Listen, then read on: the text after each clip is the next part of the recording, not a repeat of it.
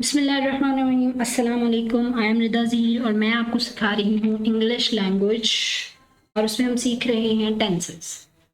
पिछली कुछ वीडियोस में मैंने आपको प्रेजेंट इंडेफिनिट के बारे में बहुत डिटेल में समझाया और प्रेजेंट कॉन्टिन्यूस के बारे में बहुत डिटेल में समझाया। अगर आपने मेरी वो वीडियोस नहीं देखी तो काइंडली आप उनको एक दफ़ा ज़रूर देखें ताकि आपको बेहतर तरीके से समझ आ सके। और अगर आपने मेरा चैनल सब्सक्राइब नहीं किया तो नीचे दिए हुए बटन पे क्लिक करें और मेरा चैनल सब्सक्राइब करें। अब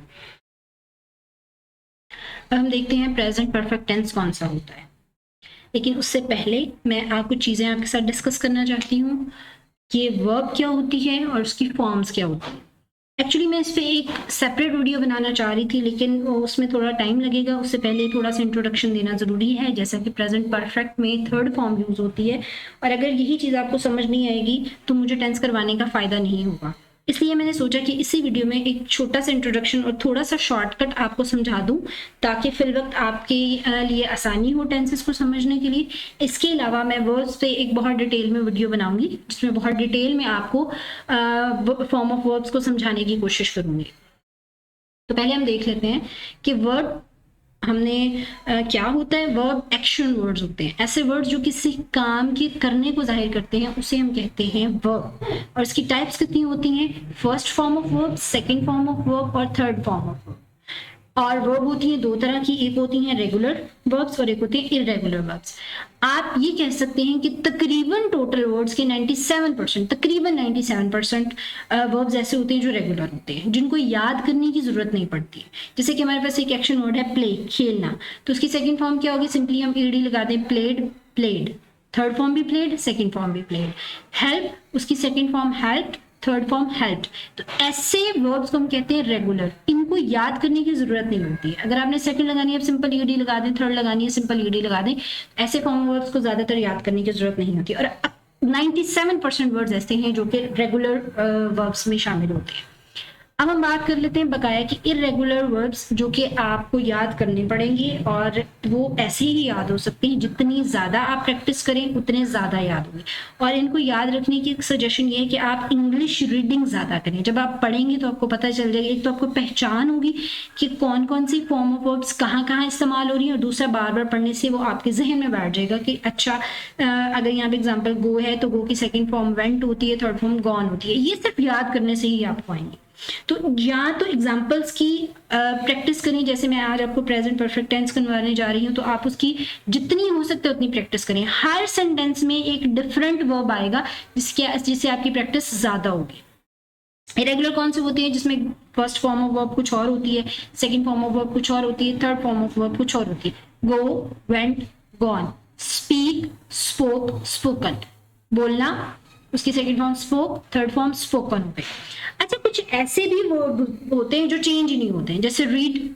पढ़ने में ये चेंज होता है लेकिन स्पेलिंग और लिखने में ये चेंज नहीं होता। Read, red, red, second form red, third form red. Hit, hit, hit. तो अब देखें, काफी वर्ड्स ऐसे हैं जो या तो ईडी लगाने से सेकंड और थर्ड फॉर्म में चेंज हो जाएंगे, या वो एज इट इज रहते हैं, वो चेंज नहीं होते हैं। तो सिर्फ 3% वर्ड्स ऐसे होंगे जिनको आपको याद करने की जरूरत पड़ेगी।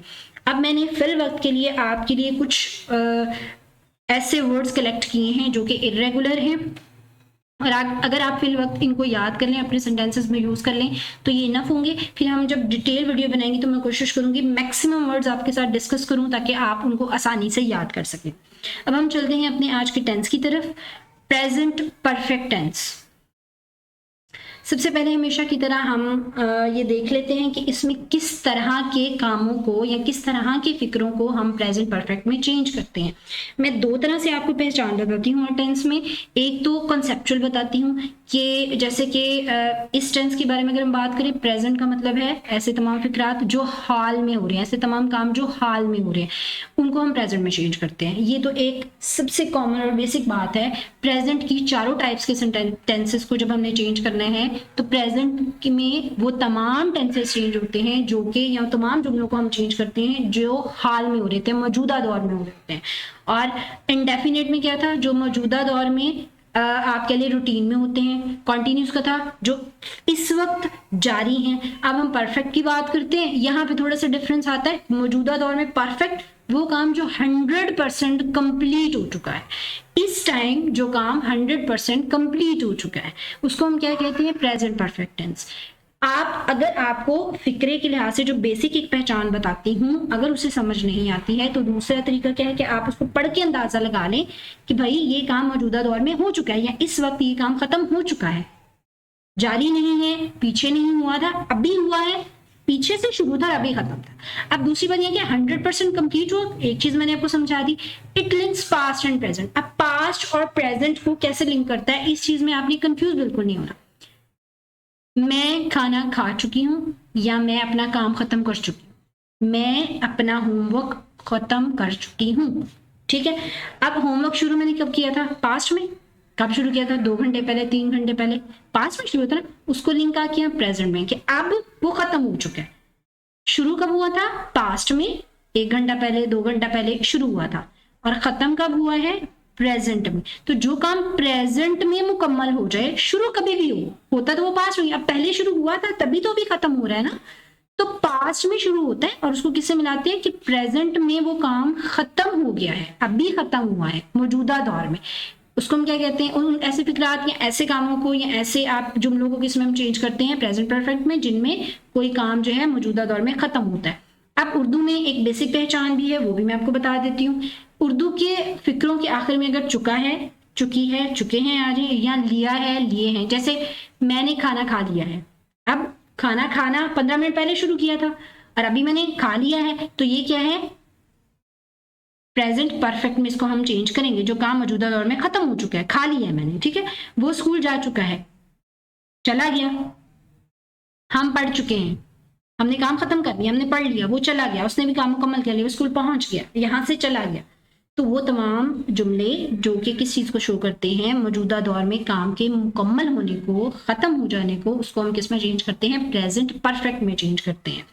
नेक्स्ट हम देखते हैं कि इसके बेसिक स्ट्रक्चर क्या है। पहले हम असर्टिव या अफर्मेटिव सेंटेंसेस को देख लेते हैं कि उसका स्ट्रक्चर क्या है, फिर उसकी एग्जांपल को डिस्कस कर लेंगे। इसमें क्या आ जाएगा, सब्जेक्ट, हेल्पिंग वर्ब। अब यहाँ पे third form of verb use होगी। थर्ड फॉर्म ऑफ वर्ब कैसे बनेगी मैंने आपको पीछे थोड़ा सा बताया है। अब जैसे जैसे हम प्रैक्टिस करेंगे आपको आइडिया होता जाएगा कि third form of verb first भी बताऊंगी, उसकी सेकंड भी बताऊंगी और थर्ड भी बताऊंगी। हेल्पिंग वर्ब, हर टेंस में हेल्पिंग वर्ब डिफरेंट होता है। प्रेजेंट इंडेफिनिट में डिफरेंट था, प्रेजेंट कॉन्टिन्यूस में डिफरेंट था, प्रेजेंट परफेक्ट में डिफरेंट है, और एंड पे एज इट इज ऑब्जेक्ट। ये एक सेंटेंस का बेसिक स्ट्रक्चर है, सब्जेक्ट, वर्ब, ऑब्जेक्ट, और साथ में हेल्पिंग वर्ब लग जाएगा। हेल्पिंग वर्ब हर एक टेंस में डिफरेंट होता है। प्रेजेंट परफेक्ट में हेल्पिंग वर्ब है हैज और हैव, हैज और हैव। अब हम देख लेते हैं हैज कौन से सब्जेक्ट के साथ यूज होता है, हैव कौन से सब्जेक्ट के यूज होता है। हेल्पिंग वर्ब हमेशा सब्जेक्ट के अकॉर्डिंग होता है, जैसे सब्जेक्ट चेंज होगा उसके अकॉर्डिंगली हेल्पिंग वर्ब आएगा। अगर सब्जेक्ट हमारे पास हो ही, शी, इट और सिंगुलर नहीं, तो उसके साथ क्या आएगा, हैज।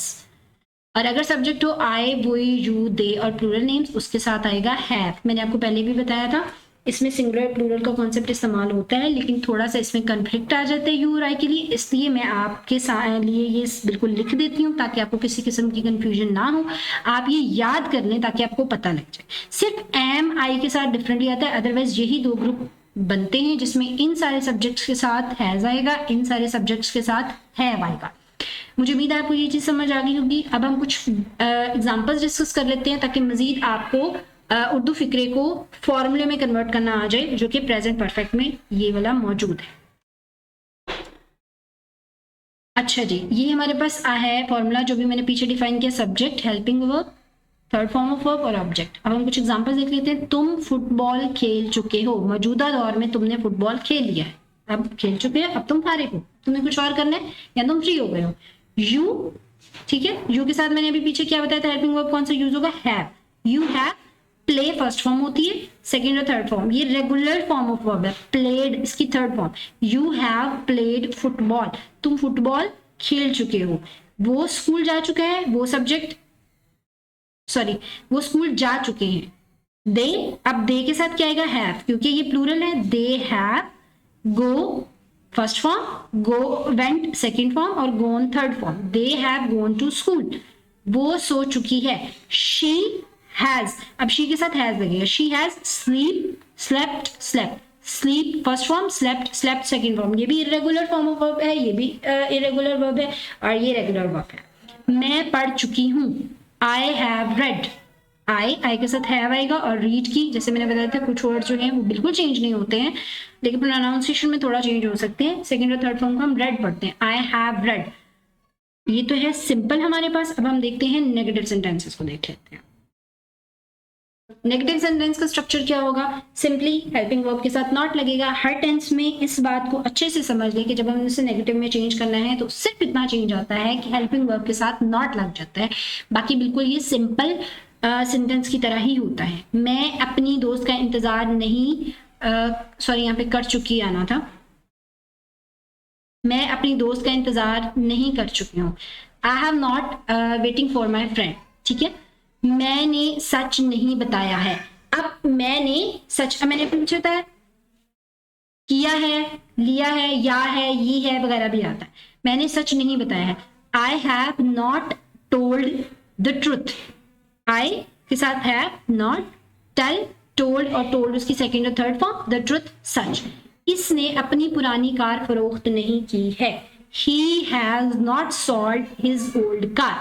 उसने अपनी पुरानी कार सेल, सोल्ड सेकंड और third form, his old car अपनी पुरानी कार फरोख्त नहीं की है। आपने अपना वादा पूरा नहीं किया, यू के साथ have, not, fulfil first form होती है, फुलफिल्ड सेकंड और थर्ड फॉर्म, पूरा करना, योर प्रॉमिस अपना वादा।